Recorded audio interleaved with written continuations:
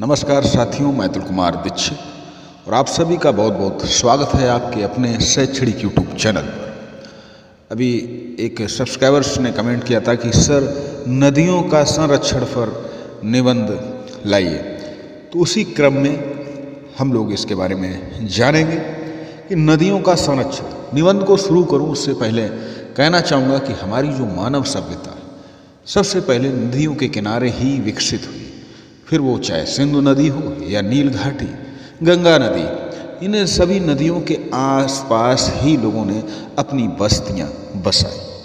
नदियों का संरक्षण, जल संचय, नदियों का संरक्षण संकल्प हमारा है। राष्ट्रव्यापी अभियान चलाकर स्वच्छता फैलाना यही हमारा नारा। प्रस्तावना के अंतर्गत हमारे भारत देश में अनेक नदियां हैं, जिनमें से 14 नदियां अधिकांश मात्रा में प्रदूषित होती जा रही हैं। इन 14 नदियों में से गंगा नदी सर्वाधिक मात्रा में प्रदूषण का शिकार है। हम मनुष्य ही इन नदियों को अपने स्वार्थ के लिए प्रदूषित करते जा रहे हैं। बहुत से स्थानों पर ये नदियां विलुप्त होने के कगार पर हैं। दूसरा, हमारे जीवन में नदियों का महत्व।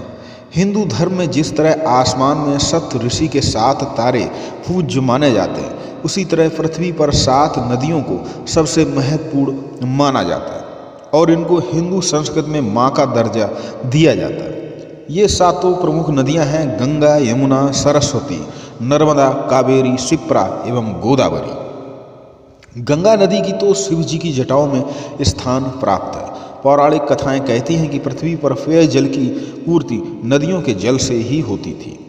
देश का होगा तभी विकास जब मिलजुल कर होगा प्रयास।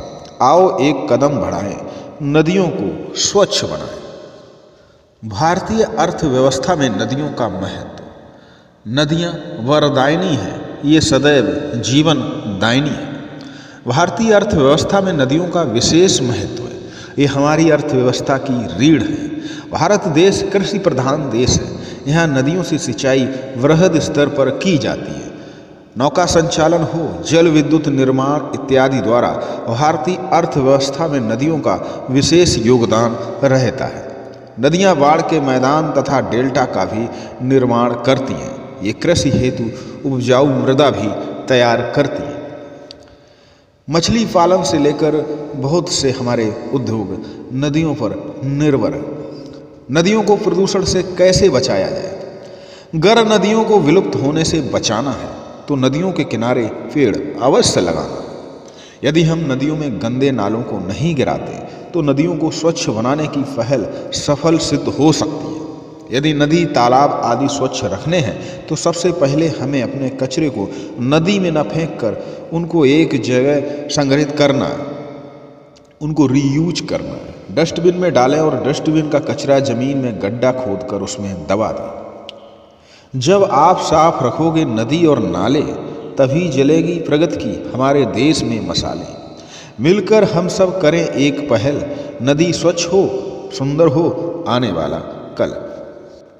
5वां राष्ट्रव्यापी जल संचय अभियान।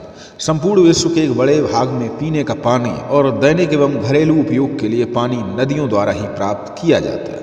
यदि हम गिरते हुए भूजल स्तर को भी नियंत्रित करना है तो हमें राष्ट्रव्यापी जल संचय अभियान चलाना होगा एवं बारिश के जल का भी वाटर हार्वेस्टिंग के जरिए संचयन करना होगा। मानव जाति का करो उद्धार, जल संचयन से ही होगा बेड़ा पार। इस तरह हम जल बचाकर और नदियों पर अपनी निर्भरता कम करके नदियों को स्वच्छ बनाकर, नदियों को जीवन अनुकूल बनाकर हम अपने देश को विकास के मार्ग पर प्रशस्त करने में अपना एक योगदान दे सकते हैं। नदी बचेगी तो जल बचेगा, जल बचेगा तो कल बचेगा।